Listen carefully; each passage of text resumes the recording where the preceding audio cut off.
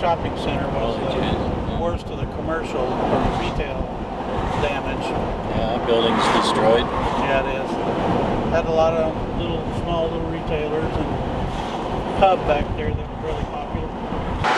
There was a bank right here. There was a bowling alley right there. Some doctor's offices and another bank right there.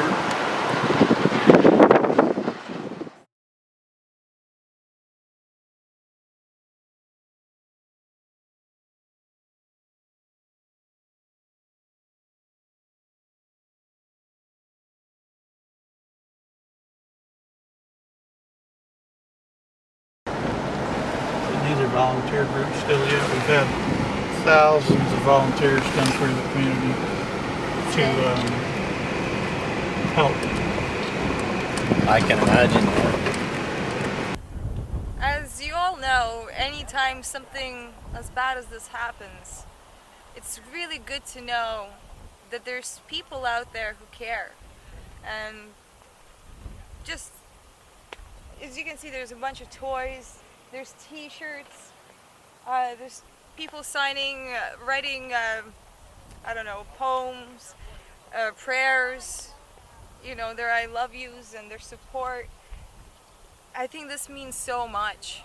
Yesterday we spoke to Steve Eady, the city manager, and he said that our money would be going towards building some of the tornado shelters.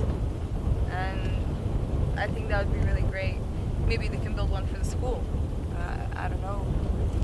Kids are the future to our world, so we should keep them safe.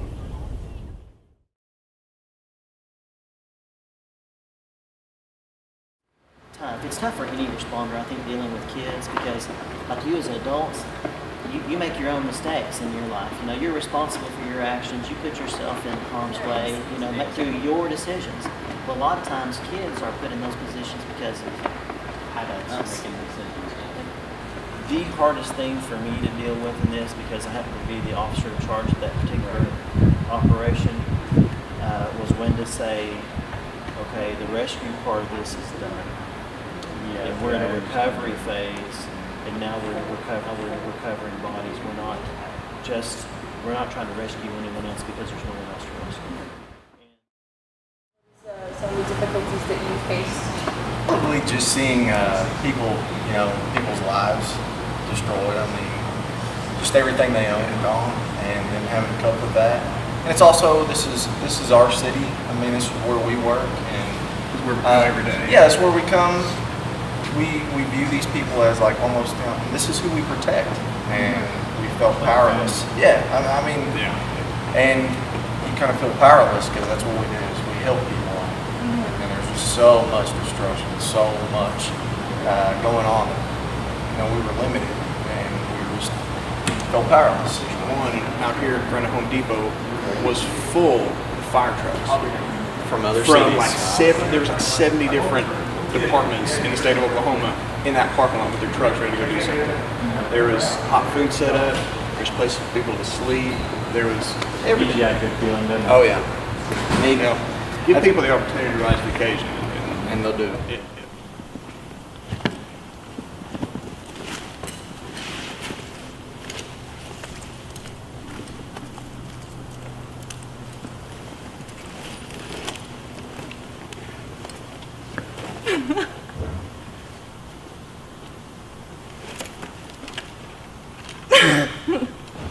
And don't forget to zip up your coat. No. Yeah.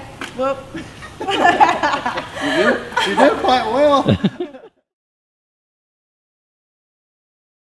Basically, I drove into the storm. You know, it was right there as it went through, and you have people running into areas that you would think if you saw that you would be running away from that area. You have citizens who don't live in the area rushing in. You know, average citizens, not any kind of first responders or anything, running through, you know, gas lines that are busted and debris, helping neighbors, pulling people out.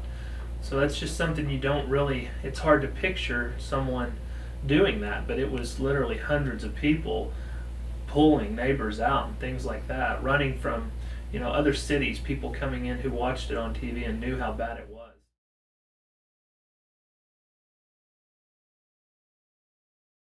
And all of a sudden, people saw that our doors were open, they started coming in, people were calling in, say, what can we bring in? And she was on the phone. In 24 hours, this place became a major distribution center. So that, we didn't anticipate such a mass donation and pour-in and our church being recognized, but that was God's plan, and we were there at the right time, at the right place, and it took off. If you came 3 weeks ago, you couldn't even walk through this building. We had that much supply came in. We had people from Indiana, Ohio, Kentucky, and they were bringing truckloads of supply put together.